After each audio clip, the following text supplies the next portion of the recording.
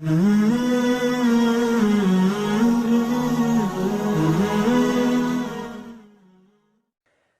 സ്വല്ലല്ലാഹു അലൈഹി വസല്ലം തങ്ങൾ മദീനയിൽ തന്റെ വീട്ടിലൊരിക്കൽ ഒരു അതിഥിയെ പാർപ്പിച്ചതായി ചരിത്രത്തിൽ കാണാം.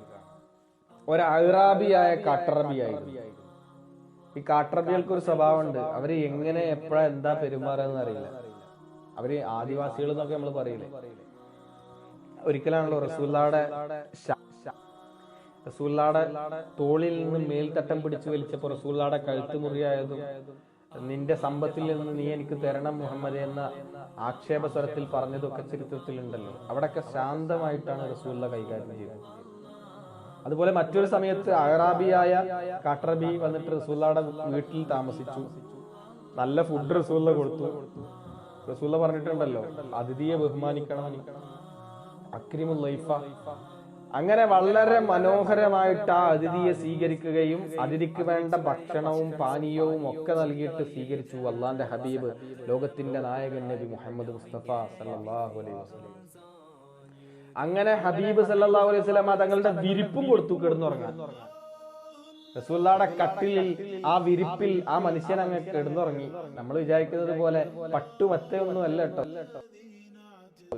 അതിൽ ആ മനുഷ്യൻ കിടന്നുറങ്ങി. റസൂലുള്ളാഹി നിലത്ത് കിടന്നു എന്ന് മാത്രമല്ല, ഹബീബ് സല്ലല്ലാഹു അലൈഹി വസല്ലം നിശാനിസ്കാരം നടത്തുന്ന സമയത്ത്, ഇശാനിസ്കാരമല്ല ഖിയാമുൽ ലൈൽ എന്നൊക്കെ പറയില്ലേ അറബിയില്, അതേപോലെ തഹജ്ജുദാണ് എന്ന് കണക്കാക്കിയാൽ മതി.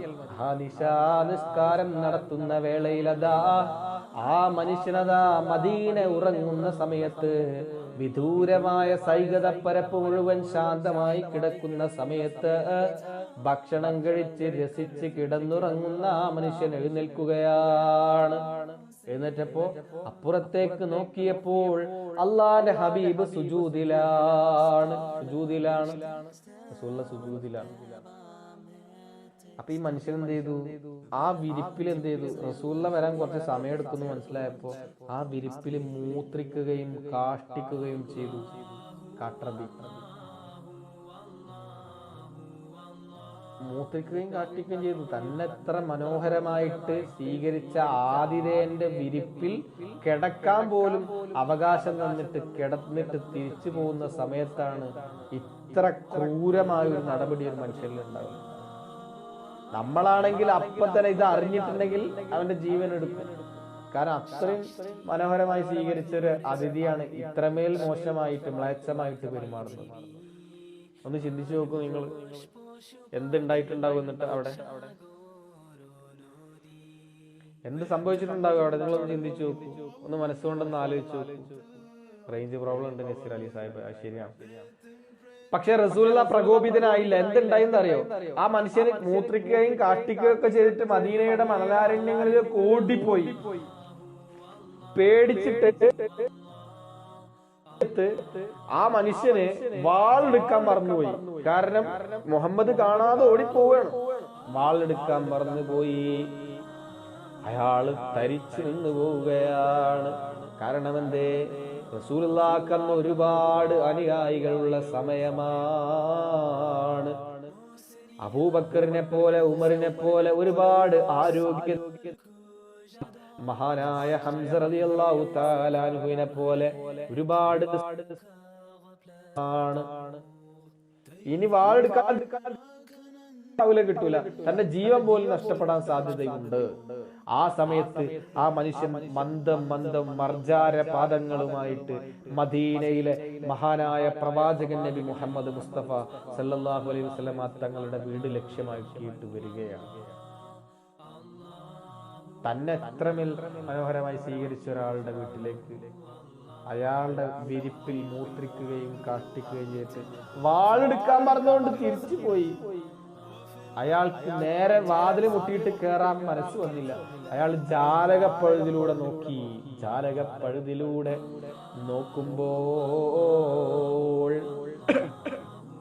അള്ളാന്റെ ഹബീബ് നബി മുഹമ്മദ് മുസ്തഫ സല്ലല്ലാഹു അലൈഹി വസല്ലം ഹബീബായ നബി തങ്ങളതാ സ്വന്തം കരങ്ങൾ കൊണ്ട് ആ മനുഷ്യന്റെ നികൃഷ്ടതകൾ വൃത്തിയാണ്.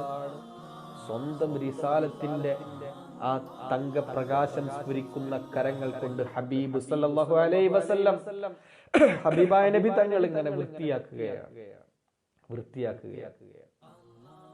സ്വന്തം കരങ്ങൾ കൊണ്ട് ലോകം പടക്കാൻ, ഈ അണ്ടകടാഹം പടക്കാൻ, സൂര്യനും ചന്ദ്രനും നക്ഷത്രങ്ങളും താരാപഥങ്ങളും മാമലകളും ആറുകളും പുഴകളും ജലാശയങ്ങളും ഈ ബ്രഹ്മാണ്ഡ കടാഹം പടക്കാൻ കാരണഭൂതരായ ലോകൈക ഗുരു അഷ്റഫുൽ ഖൽഖ് നബി മുഹമ്മദ് മുസ്തഫ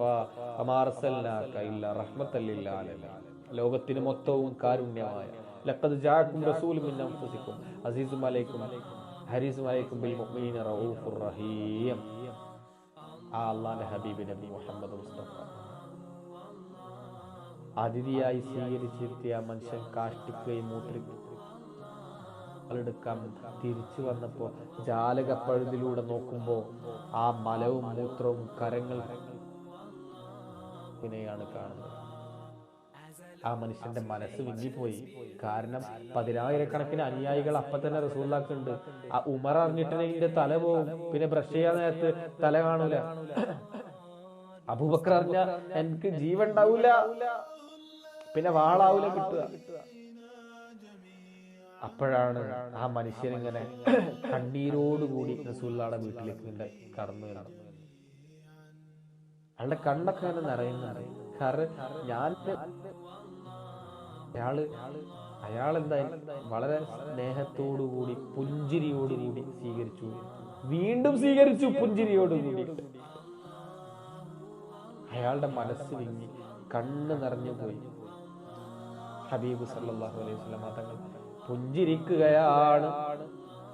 ഹബീബ് സല്ലല്ലാഹു അലൈഹി വസല്ലം മനോഹരമായ നൂറാനിയത്തിന്റെ തങ്കപ്രകാശമുള്ള ഹബീബിന്റെ പൂമുഖം, ആ വദന കുസുമമുണ്ടല്ലോ, പുഞ്ചിരിക്കുകയാണ്. പ്രിയപ്പെട്ടവരെ, പുഞ്ചിരിച്ചു. എന്നിട്ട് വാളെടുത്തിട്ട് റസൂൽ തന്നെ കൊണ്ടുവന്നെടുത്തു. മറന്നു പോയതാവൂലേ, സാരില്ല, മറന്നു പോയതാവൂലേ, സാരില്ല. ഒന്ന് ചിന്തിച്ചു നോക്കൂ. ആ മനുഷ്യൻ വാളെടുത്തിട്ട് തിരിഞ്ഞു നടക്കാൻ അയാൾക്ക് പറ്റുന്നില്ല. അവിടെ പറഞ്ഞു പോയി, അഷ്ഹദു അല്ലാ ഇലാഹ ഇല്ലല്ലാഹ് വഅഷ്ഹദു അന്ന മുഹമ്മദർ റസൂലുള്ളാഹ്. ഇങ്ങനെ ഒരു നേതാവ് എവിടെയുള്ളത്?